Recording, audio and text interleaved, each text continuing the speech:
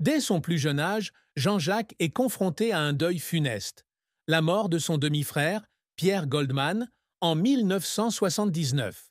Pierre, intellectuel et militant politique de gauche, est assassiné dans des circonstances mystérieuses à Paris à l'âge de 35 ans. Le décès soudain de Pierre fut non seulement la perte d'un être cher, mais aussi un grand choc pour Jean-Jacques, qui avait toujours admiré son frère pour son courage et ses idéaux. Il a un jour confié dans une rare interview à Paris Match que la mort de Pierre l'avait amené à s'interroger sur le sens de la vie et sur l'injustice du monde. J'ai perdu une partie de moi-même ce jour-là, a-t-il dit, la voix brisée. Cette tristesse ne l'a jamais vraiment quitté, mais est devenue une obscurité silencieuse dans son âme, le poussant à chercher du réconfort dans la musique.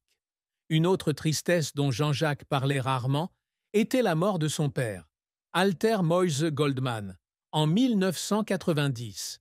Immigrant juif polonais, son père avait vécu les années difficiles de la Seconde Guerre mondiale avant de se construire une nouvelle vie en France. Jean-Jacques a toujours considéré son père comme une grande source d'inspiration, qui lui a appris la résilience et les valeurs familiales.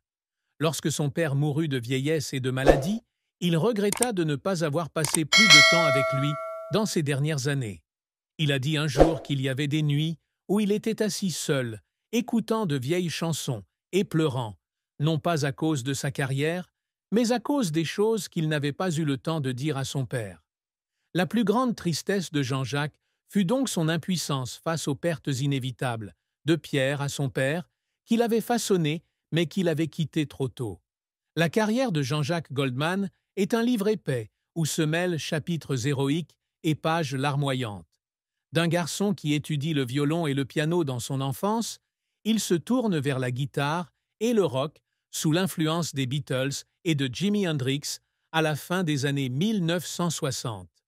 Après avoir obtenu un diplôme de commerce à l'EDEC de Lille, il commence sa carrière musicale avec le groupe de rock progressif Taifong en 1975. Bien que le groupe connaisse un certain succès avec la chanson Sister Jane, Jean-Jacques décide de quitter le groupe pour poursuivre une carrière solo en français. Son premier album, Démodé, 1981, avec la chanson Il suffira d'un signe, marque le début d'une légende. Son deuxième album, 1982, avec des tubes comme Quand la musique est bonne et Comme toi, le propulse au sommet, se vendant à près d'1 million d'exemplaires et faisant de lui l'un des meilleurs artistes français.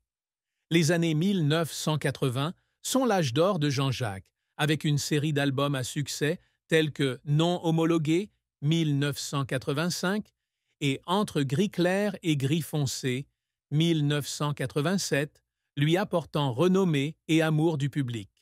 Il continue d'affirmer son talent dans les années 1990 avec le projet de groupe Fredericks Goldman Jones avec Carol Fredericks et Michael Jones, créant des chansons immortelles telles que À nos actes manqués et Né en 17 à Leidenstadt. Il est également à l'origine du succès de nombreux autres artistes, notamment Céline Dion, avec l'album 2, 1995, l'album français le plus vendu de tous les temps, et 3 chansons de Falling Into You, 1996, qui lui a valu le Grammy Album de l'année en 1997. Après un retour en solo avec En passant, 1997, et Chansons pour les pieds, 2001, il annonce soudainement sa retraite en 2004 pour se concentrer sur sa famille, laissant derrière lui un immense héritage musical. Cependant, sa carrière n'a pas été sans échec. L'une des périodes les plus difficiles fut celle de la dissolution de Taifong à la fin des années 1970. Jean-Jacques pensait qu'il ne pourrait pas continuer sa carrière musicale, et ces jours-là le firent douter. Il a raconté qu'il y avait des soirées où il était assis dans son petit appartement à Paris, écrivant de la musique avec désespoir et pleurant à cause de son sentiment d'impuissance. Un autre échec fut la pression publique à laquelle il fut confronté lorsqu'il dirigea Les Enfoirés, le projet caritatif qu'il fonda avec Coluche en 1986. Bien qu'il ait réussi à lever des fonds pour les Restos du Cœur, il fut souvent critiqué pour son organisation et fondit un jour en larmes après une représentation parce qu'il estimait avoir manqué à ses responsabilités. Les efforts pour concilier carrière et famille le faisaient également pleurer, surtout lorsqu'il manquait des moments importants avec ses enfants en raison de son emploi du temps chargé. Les réalisations que Jean-Jacques Goldman s'efforce toujours d'accomplir ne sont pas seulement des chiffres dans les charts ou des récompenses, mais un héritage intemporel et une vie pleine de sens pour sa famille.